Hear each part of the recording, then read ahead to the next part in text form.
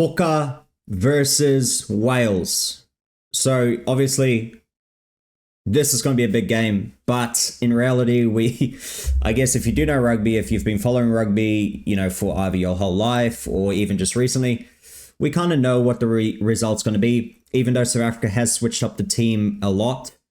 And I guess they've done it, this whole year anyway. I think they've played over 50 players already in 1 year, which is insane.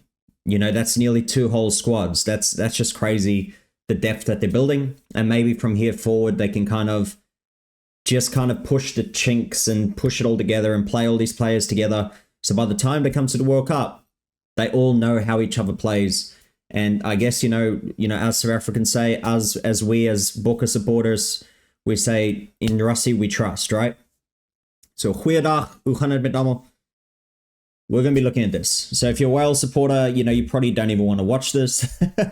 But, there is better time coming because the Welsh team is so young. They're just going to get better. In reality, they're just going to get better.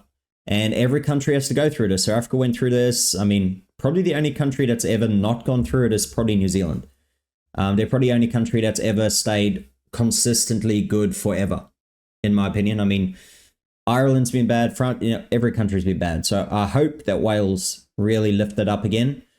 And I think they will. It's just building experience. By the time the World Cup reaches, this team is going to have a ton of experience. And these players will be coming through, shining. They would be there. They've done that. So it's going to be at the Principality Stadium in Wales. I mean, what a beautiful stadium. So beautiful. It's here Australian time at 3:40 in the morning, but it's a Saturday night game in Wales. So just a couple of stats here for everyone. So kicks from hand, 144 from the box compared to 115 from Wales. Points, much more for the box, but I guess Springboks have played an extra game as well compared to Wales. More carries, way more meters, nearly double the amount of meters. Clean breaks, way more. Defenders beaten, offloads, nearly similar passes, 100 and something more tackles, so it's not much more. Turnovers conceded, South Africa's conceded more yellow cards and more red cards for South Africa. So the only way I believe, Wales are going to stay in this game is with South Africa's turnovers, knocking the ball on, forcing the pass, and also yellow cards. Okay, so get low, tackle lower, because South Africa does tend to get quite a few yellow cards. We do. It is a very frustrating thing, and we do keep teams in the game when they probably don't deserve to be there. So we'll look at the lineups real quick, but I made this graphic here. You let me know if you actually like this graphic, because, it does take time to actually create this. So hopefully you do actually like it.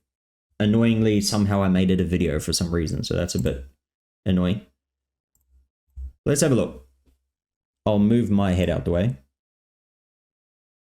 So you can see Gareth Thomas in at number 1. Dewey Lake, the El Capitano, leading from the front. I mean, look at him. He's a tough-looking bugger, tough man, leading from the front for the Welsh. Archie Griffin, the young fella coming through, still baby-faced. Will Rollins, that is what we expect a Welsh rugby player to look like. Then you got Christ Chunza, who has been great. Then you got James Botham, my man. What a pickup he had against Australia. One-handed, on the bounce, pretty great. Then Jack Morgan, the Bull Hawk, Tane Plumtree, Ellis Bevan in at 9 to hopefully get that kicking game going. Sam Costello, building again, under 20s player, building for the next World Cup. Ben Thomas in at 12, a first 5 really, so a 10 as well. Max Lewin in at 13, who's a great player, I think. He's good in defense, good in attack. Rio Dyer in at 11. Tom Rogers in at 14. And Blair Murray at fullback. I think he has better days to come. I don't really rate him at the moment as a player, but, I think he's got better time to come. Also very young, very, very young players here. You look at the number 8, number 7, 6, 3. Every player nearly is young, okay? So they're building. Then you look at the Bokke, okay? You got Thomas de Toy playing in at number 1. Johan Grobelaar in at number 2. Wilco Low, number 3. So big boys in the front. John Klein in at 4. Franco Mostert, 5. Siakulisi El Capitano as well in at 6. Elrich Low at 7. I hope you enjoyed that picture there. I mean, he looks drunk. Jasper Visa, doesn't even look, you look at the guy and you probably be like, he doesn't look like a rugby player, but just hard as nails, that fella. Jaden Hendrickse in at number 9. Jordan Hendrickse at 10. So the brothers combining for the Booker, number 9 and 10. Damien de Allende at 12. Jesse Creel at 13. So the World Cup winning 12 and 13. Kurtley Aronson at left wing, the live wire, and Cheslin Colby, who may be this year's World Player of the Year, best rugby player. I hope he does get it because the man deserves it. He puts in effort. He never stops. He never stops. So I hope he gets it. But it's going to be tough because Peter Steff, man, that guy is a weapon. He never stops. He's the same as Colby, but just a forward, right? They both have a motor. They play full games. They never give up. They push on the plays where everyone else stops. Then you got Afalele Fassi, who I believe will be South Africa's long-term fullback, depending on Damian Willemse, because Willemse is still very young. He's only 25. And I really hope Willemse can stay healthy. I really do. I really hope Willemse can get healthy again because that guy, his footwork is insane. His footwork off the left foot is how Colby is off his right foot. They're both vicious. Just boom, boom. Yeah, I would not want to defend against him. I mean, if I had to play rugby against him, imagine me playing my club rugby on a weekend and here comes Damien or Cheslin Colby and they'll just step me. I'll probably retire. I'll just go, boom, you broke my ankles. I'm done. I quit. I'd walk off because there's no way I can keep up with these guys.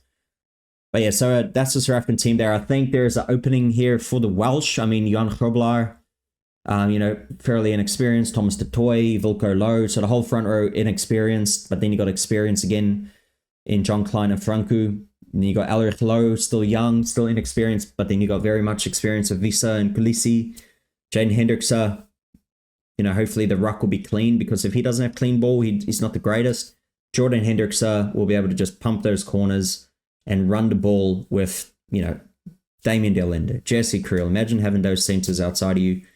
Fassi would want to return the ball as much as he can, and then we will release the two insanely good wingers we have. We're very much spoiled as Boks supporters in this day and age where we just have so many good players. It's actually crazy. So I'm happy with that.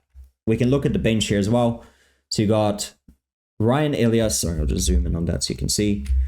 Ryan Elias, that number 16 for Wales. Then you got Nicky Smith, pretty inexperienced as well. Kieran Asirati, who I think will build for the next World Cup. Freddie Thomas, Tommy Reffel, Rodri Williams, Eddie James, and Josh Hathaway to finish the 23. And look how young all of these players are for Wales. It is insane. If they stick together with the same crew as South Africa did many years ago, they will be yet again back to the Wales we all know. Then you got Malcolm Marx in at 16, the ever reliable Gerrit Steenekamp, Vincent Koch. And that's what they say as well, South Africa breaks you down with the big forwards, the play, the pace of the ball. And that's when Malcolm Marx and usually you get Kwacha on the bench as well. These ball hawks, when the other teams are tired, they're over that ball pretty quick. Evan Etzebeth and Archis Snyman in at the two lock backups, 19 and 20. Cameron Hanekom, who will make his debut, hopefully. He definitely will, knowing how Rossi goes. He'll make his debut. Long awaited, I think, for a lot of the Bulls fans, a lot of players, a lot of people that watched URC. We know how disruptive and good of a player he is for the Bulls, but we said the same thing, for a lot of young eights coming through. So hopefully, we don't rush him, just give him a game here and there, and I think Rossi has done well. He didn't rush him in last year. He didn't, push the button. Then you got Kobus Reinach and Andre, the ever-reliable Pollard on the bench. And Rossi and Warren Gatland as the coaches. Man, I'm excited for this game. I don't think it's going to be such a big walloping as a lot of people are predicting because I think, a couple of the players in or out for South Africa, I think we will win very convincingly. but I don't think as much as some people think. I think the pace of the ball might be quite slow, with the scrums and that. South Africa obviously will win the scrums. Their scrum will be much better, much stronger. And, they're going to win a lot of penalties that way. So with my prediction for this game, I'll be predicting South Africa to win 47 points. Maybe not that high, maybe. Maybe I'll go 43-13. 43-13. A high-scoring game. South Africa by 30. So hopefully, we'll see how it goes. Hopefully, the ball will be in play a lot. Not too many slow kind of scrums going on. And hopefully, South Africa will be able to showcase, give people something to watch.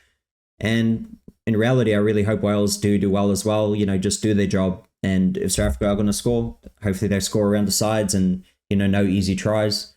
So it'll be interesting to see. But yeah, hopefully it's going to be a game we all expect it will be, especially as Boks supporters, whatever. But I'm just happy with a win. I don't care how we win. A win's a win. At the end of the day, it's test rugby, and that's what matters most.